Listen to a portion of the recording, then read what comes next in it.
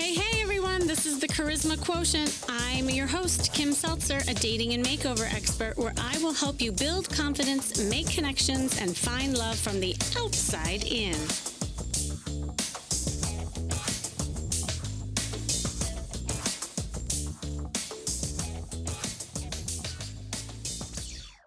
According to a recent study, it was found that men desire smart, strong, successful women, while 86% said that they were in search of a woman who was confident and self-assured. Okay, I can hear you saying right now, oh my God, Kim, that is so not true. That is not my experience. Okay, so why is it that smart, independent women struggle in bad relationships or fly solo for extended periods of time, despite their best efforts to land a good guy? I mean, if 87% of men are actively looking to couple with what I'm going to call the triple S factor, and no, I don't mean the S factor as in, as in pole dancing, although maybe that is something the triple S should do. I mean, smart, strong, and successful women. Why are they still single?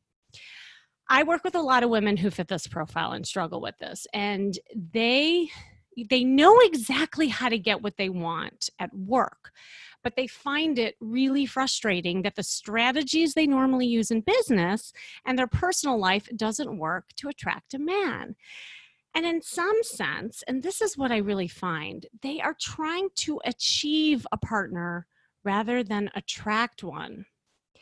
The truth is that it has nothing to do with what you're achieving or accomplishing. A guy doesn't fall in love with you because of how much money you make, that you're the CEO of a company, that you've gone to Ivy League schools, that you can speak 5 languages. Yes, of course, he might be impressed and respect those things, and he should. Those are amazing accomplishments.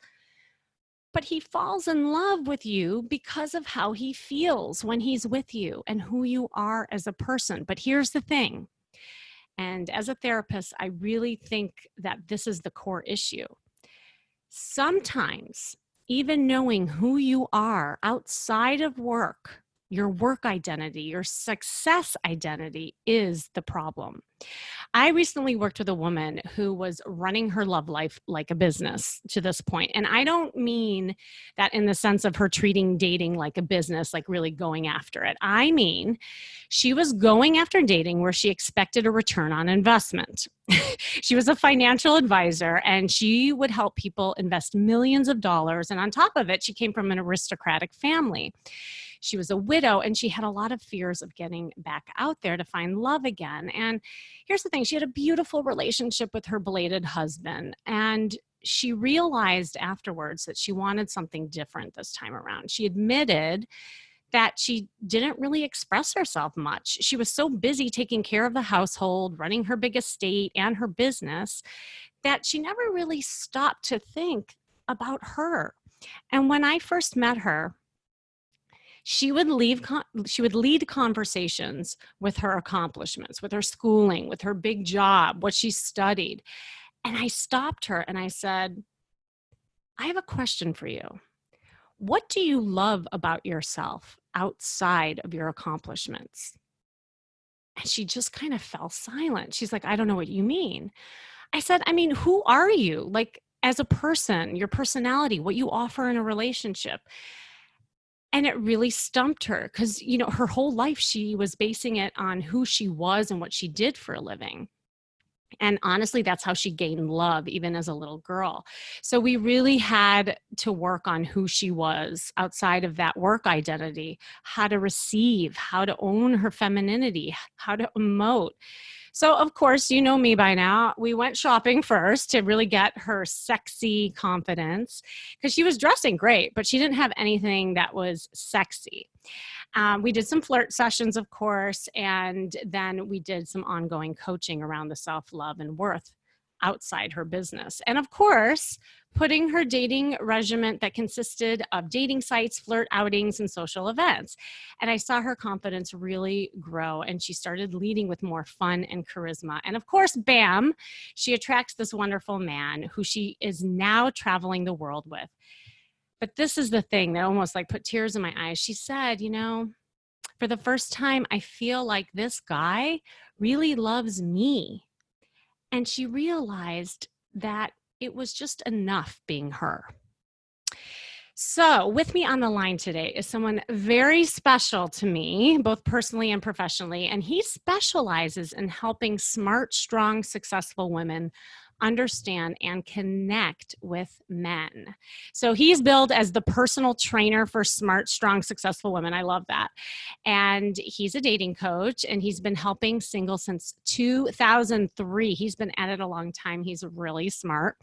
He's an author of 4 books, and most recently, Believe in Love, and has been featured in hundreds of media outlets, including The Today Show, New York Times, CNN. In the past 3 years, his blog got over 24 million readers, and thousands of women has graduated his program from Love U. He is happily married and lives in Los Angeles with his wife and 2 children. And most importantly, he's my friend, and we've worked on a lot of clients together. Marc Katz, hello. Hey, thanks for having me here. I really appreciate the opportunity to talk to you. Oh my God, of course. I couldn't wait to have you on. And like you and I have been working a lot together because your program's so awesome. You have like an amazing group of women. And then of course I take them shopping and flirting, and it's like the assembly line that we've been doing. I would say we have complementary skill sets. Yes, we do. Well, I know you as a friend and a dating coach, but I don't remember, and I know my audience doesn't really know your backstory because you didn't always do this. So like, tell us how you got into this. I'm a writer by trade. Came out to Hollywood when I was 24 and did a lot, agents and managers and studios and networks and Project Greenlight with Matt Damon and Ben Affleck. I did all these really neat things except for making a living as a writer. Kind of the final hurdle I could not climb. So when I turned 30 and I was at UCLA Film School, I was going there to get a degree so I could teach, but I needed to pay the bills while I was in film school. And I was temping in a place in Beverly Hills, and in the place where the temp job was a online dating company called JDate. And I walked in there and I gave him my card. I said, hey, if you have anything, I need work. This temping thing is not working out. And I got a job as a customer service representative. It was December of 2001. I don't think I knew this story. Oh my gosh. Yeah. And after like a pretty short period of time, I realized that I knew more about online dating than anybody at the company. And so I wrote a book called I Can't Believe I'm Buying This Book, A Common Sense Guide to Successful Internet Dating. And I dropped out of film school when the book went big. And I became a dating coach, just sort of hung out my shingle because people, I would write people's online dating profiles. My first company is called eCyrano, writing people's online dating profiles. And you write their profile and they say, oh my God, this is great. I'm getting all this attention. What do I do now? What do you do now? You flirt. I don't know how to flirt. Okay, well, let's get in there. And so I started to sell coaching sessions and, process of reinvention and learning on the job. I went from online dating profile writing to online dating coaching to relationship coaching, and realized at a certain point that 80% of the people who were reading me were a certain kind of woman, what we are now calling smart, strong, successful women who have everything but the guy. Mm-hmm. And I cut men off my list and decided to focus on the people who needed the most support, were willing to ask for the most support. And all these years later, I've got a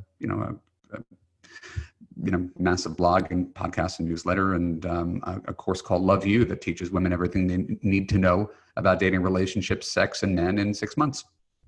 Which is amazing, by the way. And your women get just amazing results too. So, I mean, I know firsthand. But okay, so on a personal note though, you found a smart, strong, successful woman, didn't you? You know what? I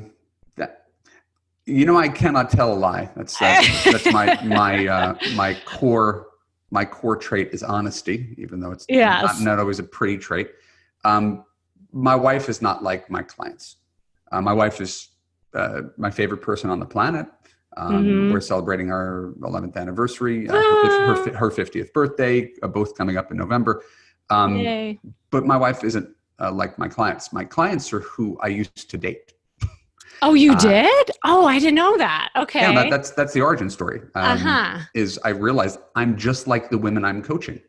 Right. And I had to pivot in order to find a relationship that works. And with the sort of the not surprising upshot of my work in Love You is most women don't have to change too much. Right? We've talked about how much one has to change. It's not really about changing too much. 90% of it is changing your choice of men. 10% of it is sanding off your rough edges, right? Which is stuff that we're going to talk about. It's 10%. 90% is choosing the right kind of guy. And that's really where most of my work lies, is helping women not stop being who they are, but rather shift into finding someone who's a good fit for your life, a good complement for your life, which is exactly what I did with my wife. But I'm most attracted to, historically, women who are the female version of me. Right? And most women are attracted to the male version of themselves. Just, right? I mean, it's a cliche. He's just like me, but he's taller and he's smarter and he's funnier and he's richer and he doesn't have any of my flaws.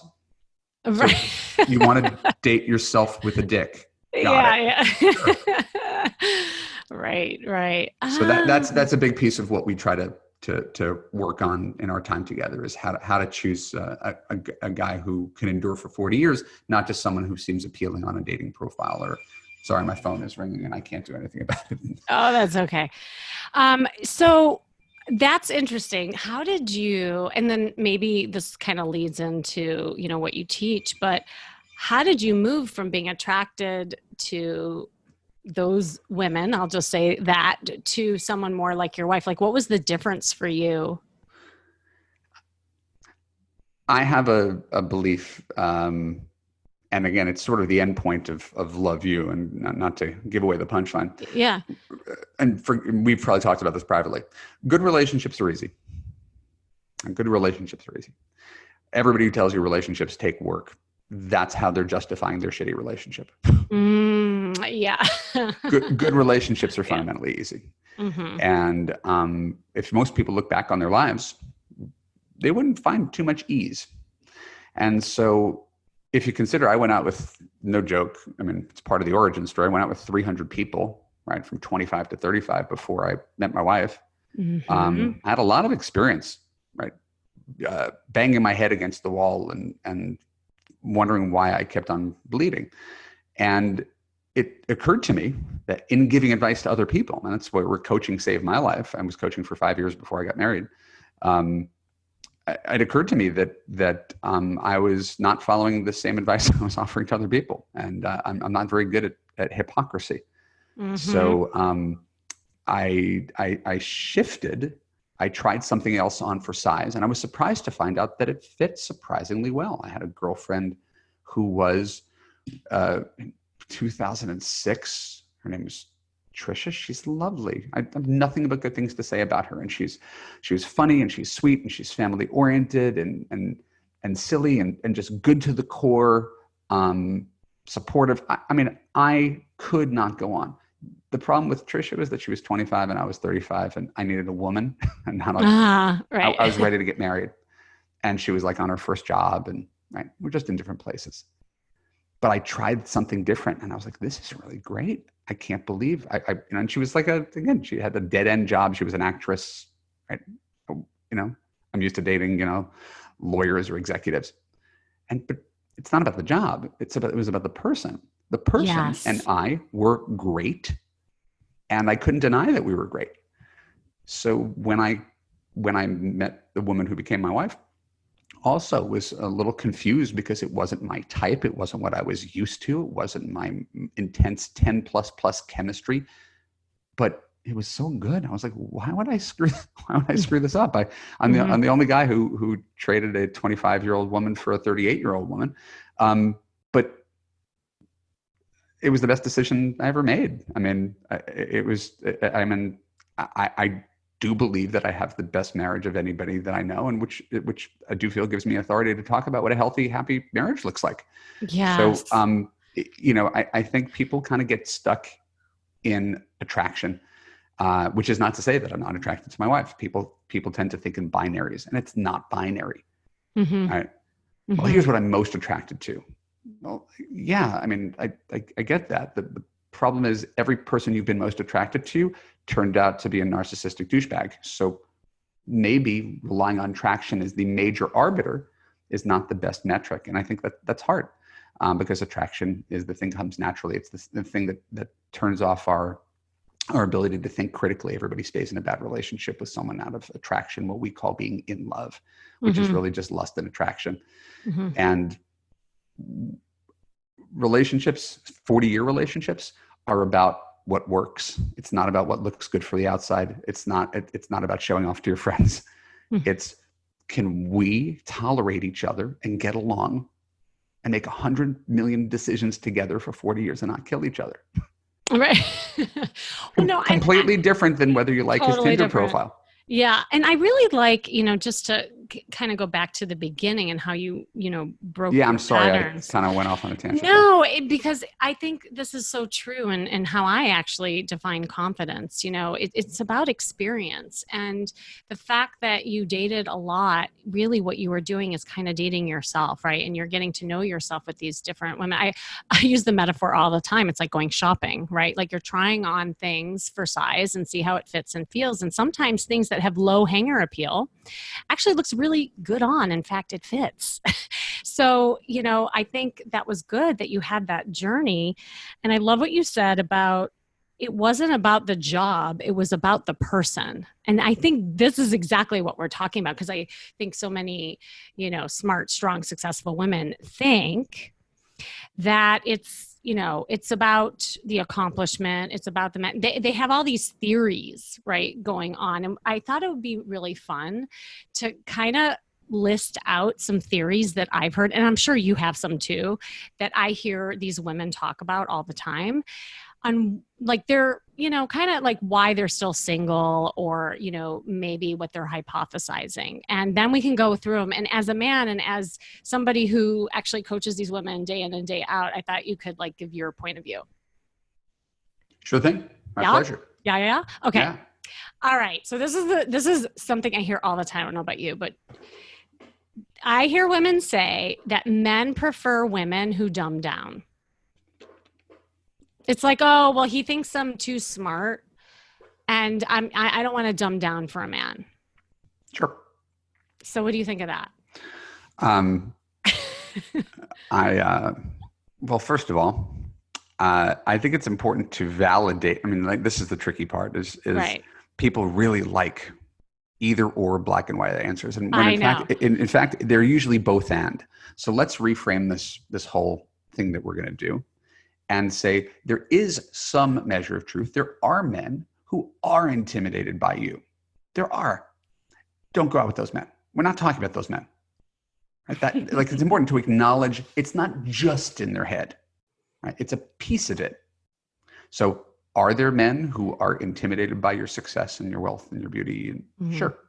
Right? But we're not talking about them. We're talking about guys who are not.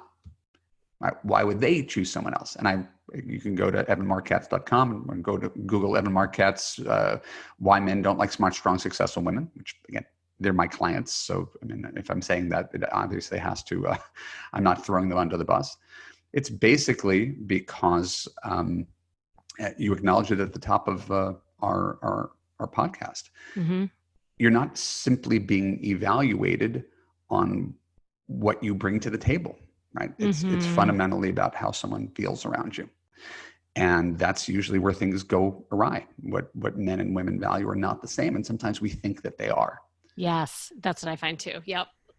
100% agree with you. So please continue. I want you to bounce it back to me. Yeah. Because I feel the same way. And another aspect of this is that I think there's a misinterpretation of intelligence that women have sometimes, in that it's not about dumbing down, but it's about the ability to receive.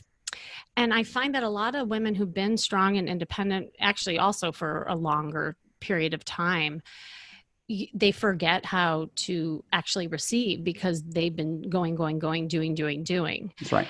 Right. And so it's like, well, what does that look like? How can you communicate? How can you show up energetically in a way where you're not running the date like it's a business meeting, that you're not planning everything, or he doesn't have to give his balls away to be with you. And I think that's one of the other things is, we could sort of parse terms, but if you have two people who are highly intelligent and opinionated, it only stands to reason there's going to be some measure of friction, right? Which does not mean that one has to be dumb to be with a smart guy or anything like that. I would think of it more in neutral terms, easygoing versus difficult. I'm a difficult. Yes. Right? So if I'm a difficult person, right. Can't be with another difficult person. It doesn't mean that I'm intimidated by her. It doesn't mean I don't like her. It just means that, sometimes there's too many cooks in the kitchen. There's too many people who feel strongly, and then everything becomes a grinding debate, where there's something to be said for a man or a woman who is a yes person, who's fundamentally agreeable, right? Sure. Sounds fun. Go along for the ride. That doesn't mean being stupid. I think there's a certain wisdom and power in letting go of some small details and kind of going along for the ride with the big picture, especially if you're with someone that you like and trust. But for people who have control issues, no one wants to admit that they do, but most of us do, right? Letting go of control is not preferable. And so, I wrote about this in my book, Why He Disappeared. You want a guy who's smarter, stronger, more opinionated, more successful, and then he isn't allowed to be himself. He has to turn off all the things that make him him. He has to, right? You're saying, well, I have to dumb myself down. He's like, well, I have to give away my balls. I'm not allowed to make any decisions because you always veto them. Yeah, exactly. So men and women both face a certain dilemma where you have to, and I have it, even in my own marriage. If we talk about masculine, feminine energy, which again is for some people a loaded term, but I think it's an easy way of putting doing versus receiving. In my relationship, in my single life, I was probably 70% masculine, fundamentally a sensitive person, but very ambitious, opinionated, do, me. And to be a good husband, to being aware of being a good husband through coaching women and practicing in a way that most guys don't get a chance to practice being a good husband, I've had to turn a lot of that stuff off and kind of meet my wife halfway. And because she runs the house. Right. Yeah. I think what you're talking about and all these examples that you just gave, it's really about like the flexibility. It's not, that's what the word kind of comes to mind is it's, again, not dumbing down or, giving in or just catering to him. It's just, it's about that flexibility where, you're not so rigid or, like you said, controlling in the situation. A set of rules about how everything should go on your terms, and everybody else who disagrees with you is wrong. Right. Right. Where exactly. it becomes, it's a bit hyperbolic, but that does happen. And then suddenly, you're keeping score, and the relationship no longer feels good. So that's why a certain amount of success in real life doesn't necessarily correlate to relationship success. Just because you did go to Harvard and just because you do own a second home in Tahoe doesn't have anything to do with whether you're going to be a good relationship partner. Intelligence isn't really a thing. There's a certain social and emotional intelligence. And that's the thing when you ask, when you said, is your wife smart, strong, successful? My wife is super smart. She corrects my grammar. She teaches me about Shakespeare. Yeah. But between the two of us, I'm the more traditionally, educated, book smart, more of a reader, right? But Nora's not stupid. Right. She's just not, she's, if we're talking about intelligence, and again, it's always gauche to talk about this kind of stuff, but I've dated more intelligent women. I've never met someone who's more socially intelligent than my wife, ever. That's a really good point. When I sit down and I do this like chemistry analysis with my clients, and one of the chemistries I feel is intelligence. And when I ask people to define intelligence, everyone has a different definition. So it's like we draw upon our own experiences to have those association of what intelligence is all about. And that's a really good point you make, because the social and emotional intelligence is what really I find keeps that, interpersonal relations going, the connection, the attraction. It's not so much what it's again, how someone feels when they're with you. So that is a really really good point. Okay. The second thing that I hear, and it actually is kind of along those lines, is, well, it's not me. What is wrong with all these men? You know, I'm looking for a confident alpha male who won't get intimidated by me. You know, men never ask me out, you know, where, you know, they've lost their balls kind of thing. I hear that a lot. Yeah, that's a bit of a dilemma. So let's see. I'll put this in terms of a math problem. Okay, good. Let's just say the women that we're talking about, my clients, your clients, Mm-hmm. are in the 95th percentile. Okay. Of everything, right? You just put map out the chart of all women out there, and these women are superstars. Right? Okay, wait. So, Evan, you may need to help me because I'm really bad at math. That's not my intelligence. Okay.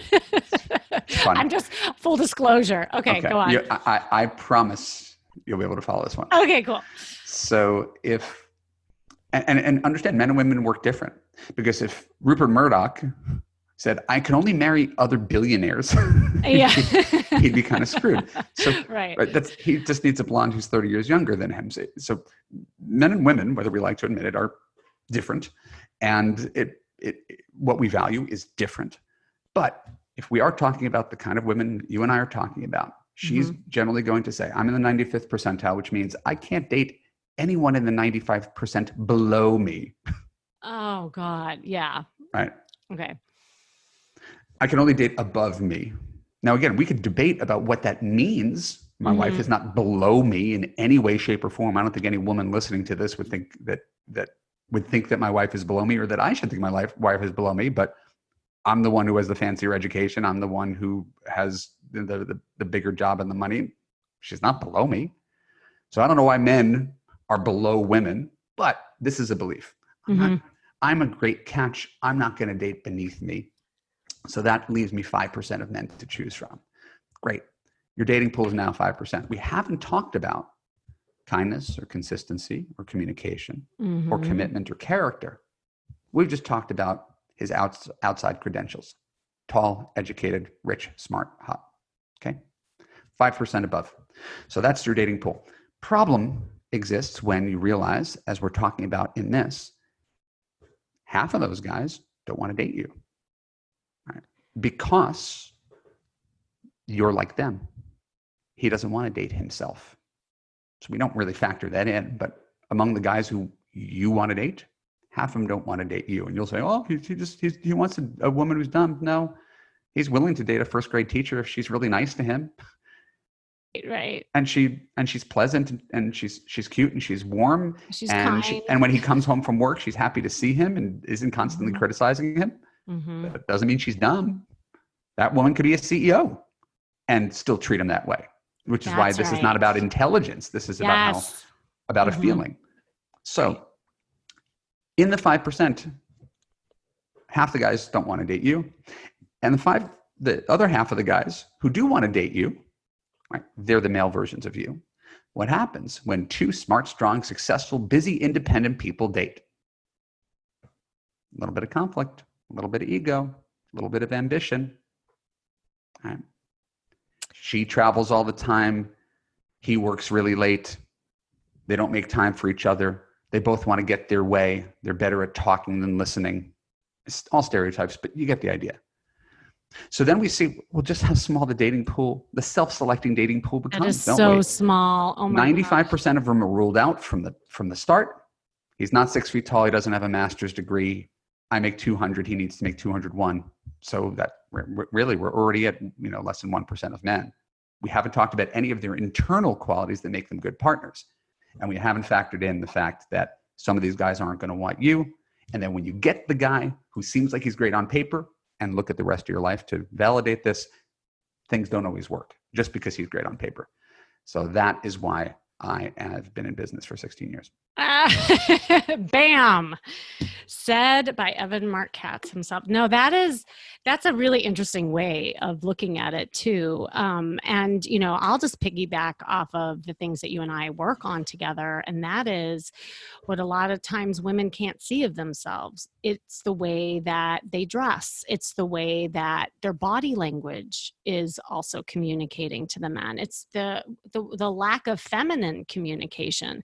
So, I see that the women are so busy blaming the men that they don't see that there's actual things that they can do to be more approachable, to embrace their femininity. Sure. And that by embracing your femininity and sex appeal does not mean you're dumbing down. And this is where a lot of people, a lot of women get kind of, stuck because they really think that it's the men and not seeing what things that they can do to actually broaden that pool that you're talking about, Evan. Like, my hypothesis is that when you change your perspective, change your approach, that openness can provide a way bigger pool than the way that they're going at it right now. So yeah, I totally agree with you. I don't know what you think about that. I think the hard part is it's always easier to blame other people than to look in the mirror and take responsibility. We get into the black and white thinking. It's not either or, it's both and. Yes, yep. There's most men suck. Let's start with that. Most men suck. Wouldn't want to date them. 90% of guys off the bat aren't worthy of being your husband. So there is that. We're not going to deny that. It's all right. If our dating pool is 10% of men, how are we going to make good relationships with these guys? And if men stand to learn a lot, this is what I was talking about, why I'm a coach for women. Mm-hmm. Right? If we dissect men and talk about all the things that they do wrong in dating and relationships, we can go on all day. Doesn't it stand to reason if we could dissect what men do wrong in relationships, we can do the same thing to women and make a couple changes for some marginal improvement that could make a big difference in one's life? A big difference. Yeah, yep. Naturally. And that's again, I think it's the nice thing about this work. Your work is visual. You could see the impact instantly. My work is a little more internal. It's cognitive behavioral therapy. If you do this, here's what a confident woman would do here. Here's how she would handle this situation, right? To maintain this relationship, to strengthen this relationship, to validate his perspective. And what you have is men saying, "I've never been in a relationship like this. It's never been this fun. It's never been this easy. I can't believe this is happening to me." And it's not brain surgery. It is. Everybody kind of seems to understand that it's hard to find a person that you want to spend your life with. I think we tend to compromise on the wrong things, and that's men and women alike. And that's why we hear about toxic narcissist asshole guys and hot and crazy women. Yes, because everybody's so driven by their attraction that they think, oh, that's the pool of people. Yeah. Well, no, that's the definition of insanity. You're just going for a certain kind of person, and then you're perpetually surprised that person turns out to be the same as the last person. Right. They've created their own reality. Like, it's true that that's all that they're seeing. So I agree with that. Yeah. And people just don't open up. And when I say people don't open up, the immediate reaction, of course, is, oh, this guy's telling me to settle. Right. He must be telling me. So he's telling me not to. I shouldn't have chemistry. I'm never going to have good sex in my life. And people tell themselves these stories, and I've never. I'm doing this forever. I've never said anything like that. There are things that are prerequisites for long-term relationships. Chemistry is one of them. Good sex is another. I think the issue we have here is, again, with a very specific word, which we would call chemistry and attraction. Just because it's a prerequisite for a relationship, you can have an amazing relationship, and it's certainly what I preach, with 7 chemistry and 10 compatibility. The problem is people are chasing 10 chemistry and then suffering through 4 compatibility relationships and thinking, well, that's all there is because I'm always going for 10 chemistry. So people just need to learn to compromise on different things. Yes, you can compromise on whether he makes more money than you. but you can't compromise on communication, can't compromise on commitment, can't compromise on character. So people here, people are settling. They're settling to be with jerks, selfish jerks, perpetually, who aren't incapable of being good husbands. But they don't think they're settling because he's cute or he's rich. Yeah. Well, the chemistry takes over sometimes. Exactly. Yeah, so then we cease yeah. critical thinking. So Yes. if anything, I joke about being a reality-based dating coach. Like everything I'm describing, you understand. Everybody here can understand. Very plain terminology. There are trade-offs to everything in life. There's trade-offs to where you work. There's trade-offs to your home. Trade-offs with your friends and family. The one thing we think we should not have to make any trade-offs on is our spouse. Yeah. It's just not true. There's so many more things that I hear, but I want to do one more before we close Sure. out. I'm sorry. I keep I know hijacking. like you and I seriously could go on and on for like a 2-hour know. podcast. And so I'll just have to have you back on. That's all. Okay. So the other thing we have to talk about it is that I hear them saying, I hate the game playing. Why can't we just kind of get to the good stuff, the relationship? Why am I pretending to be something I'm not? I hate flirting. I don't want men to look at me like a sexual object, that kind of thing. Yeah. All right. Well, you mentioned a couple of things in there. Let's dispense with one really quickly. Yes. Most people aren't playing games. It gives people too much credit. That's like saying that that's like Trump has a strategy. All right. There's no game playing. Not no game playing. That's an overstatement.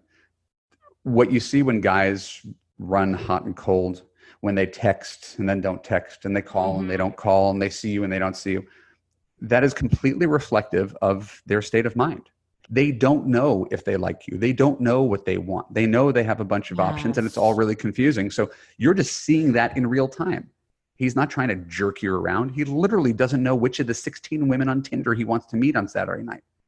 Yes. Wait, can I say something about that before you move on? I forget this, is that because we think, meaning women, since I am one, we think you think like us. And see, from the other standpoint, we think in story. We are 100% ahead of you every single time in our heads, because we're thinking of the storybook, the marriage, the boyfriend. Oh my God. Like we already have the story in our head. And I was having a conversation with my client the other day. I said, men don't think like that when they first meet you.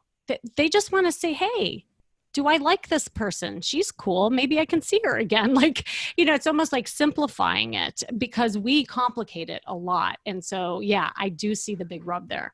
No, I mean, and I think I'm literally teaching. This is crazy. I'm teaching this to my 8-year-old daughter who got interested in sex this week. So we had the conversation a few years before I was ready. It's so young. And I have to start. Well, again, this is my wheelhouse. I didn't mind. It was a lot. And I'm trying to explain things to my 8-year-old that I explain to 60-year-old women routinely. How did that work? Well, she's more of a blank slate. So, but it's a lot to take. Like, why do boys want to see girls naked? That was what you wanted to know. Why do boys? Oh. Right. Like that starts at 6. Right. Boys peeking in on her when she's changing and making jokes in the playground. I mean, we could talk about it forever, but you're not going to shame little boys out of being curious about sex. Nor are you going to shame men out of being driven by sex. So it's a core tenet of love you. And it's a term that my wife coined. Men look for sex and find love. Mm-hmm. Right. In the pursuit of sex, they decide that they like you platonically. He has no idea if he likes you as a person after a couple of text exchanges or even after a first date. So the idea that guys, that guys are bad for being the way they are, right, and that they should be scorned and shamed for wanting to get laid. You're not obliged to give a guy what he wants, but you can make the chase fun, which makes him want to come back for more. And that's the kind of thing that would teach and love you, is that flirting, to bring it back to what you're talking about, is a good thing. Yes, it is. If you can't flirt with a guy, then you're dealing with him on a purely intellectual level. You might as well be his business partner, his neighbor, or his sister. That's right. That's right. I tell women all the time, you're not like on a dating website to attract a business partner, you can go to LinkedIn for that, right? Like this is hopefully someone you can have sex with, correct? Because the thing is that women want that too, but sometimes like saying that out loud or leading with that somehow feels bad, in a lot of women's minds. So because we all a want lot of the guys, same because a thing. lot of guys are awful about it, right? Right. So you and I will say, hey, you got to differentiate yourself from everybody online. Wear something that shows your figure. And she's like, oh no, but then I'm going to get all the wrong kind of attention. And she'll show you a bunch of disgusting texts. We're like, okay, so that guy's not your husband. Delete, block. Like that's right. Don't hide what is sorry, tangent.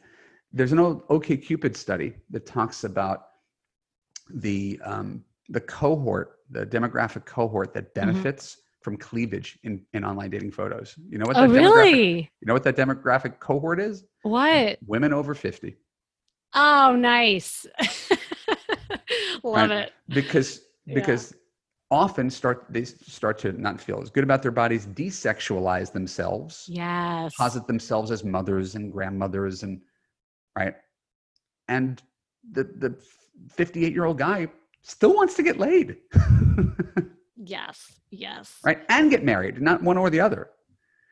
So if you could showcase in a photo that you're still flirty and sexual, drop one line in your online dating profile, right, that indicates that this is a piece of who you are, not all of who you are. That's right. Some guys are going to take that inch and make a big deal about it and say something disgusting. Again, they're irrelevant. But there's a whole bunch of guys, and again, I count myself among them. My first book that I mentioned earlier, I said something about how women shouldn't put the wrong kind of pictures up this 15 years ago. Mm-hmm.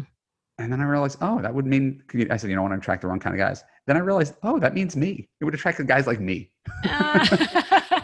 Guys who do look at skin. Yes. And boobs. Right. And like that, it doesn't mean we're not interested in your profile. And that's why, again, I think you and I are complementary fits. Yeah. I've written more online dating profiles than anybody on the planet. And they're, you read an E. Cyrano online dating profile, your head's going to explode. It's so good. I've never had a client not get some email from some guy say, this is the best profile I've ever read. But no one's going to read that profile if they're not grabbing onto your photo first. So image is everything. I know that sort of stands for itself, but I was expecting some sort of reaction from you, Kim.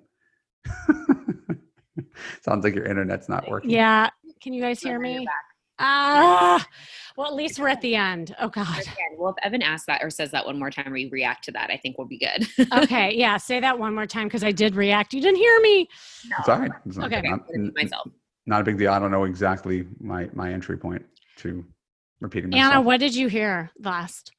Oh, sorry. I missed it. I missed it now. I was talking to you. I'm flattered, I'm sure. Oh, sorry. Are you not entertained? I know. I'm trying to be, I swear. I'm writing notes too, but I just missed that last section because then it's okay. I'm not terribly worried, but I was just talking about how that we were complimentary and that he writes a really good profile. And I could repeat it. I just don't know where to jump in. Repeat it there and then we'll figure it out in the editing. Right. We'll do. Yeah. Okay. So that's the thing with our work. I mean, it's inherently complementary. You dress people and bring out a side of them, and that's attractive and is going to be really effective in capturing the attentions of men. And me and my company write online dating profiles at E. Cyrano that also speak directly to what men want. Mm-hmm. And for all I'm proud of my work and the thousands of profiles that E. Cyrano's churned out over the years, at the end of the day, you can have the world's greatest profile, but if no one's looking at your photo, if they're not attracted to that image when they're scrolling through all that competition, it doesn't matter. Yeah, exactly. Because your profile's terrible. He can't say anything else. And by the way, this is exactly no different than offline as well. So the first impression is what allows you to actually get to know somebody.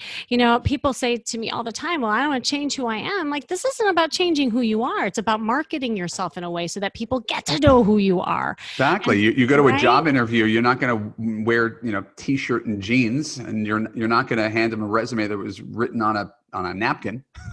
Exactly. And so I think that, captures everything that we're talking about. It's not just the intellect. It's not just what you're wearing. It's not just your emotion. It's not black and white, like you said. It's all encompassing. And when you kind of tweak these areas, and I just want to highlight some of the juicy nuggets that we kind of went through as we were going through the questions, like, being more flexible, receiving more, creating more balance in the way that, you're going at things, effective communication, openness, compromise, embracing your sex appeal and femininity. If you tweak some of these areas, you will get a different result. And Evan and I have seen it time and time again.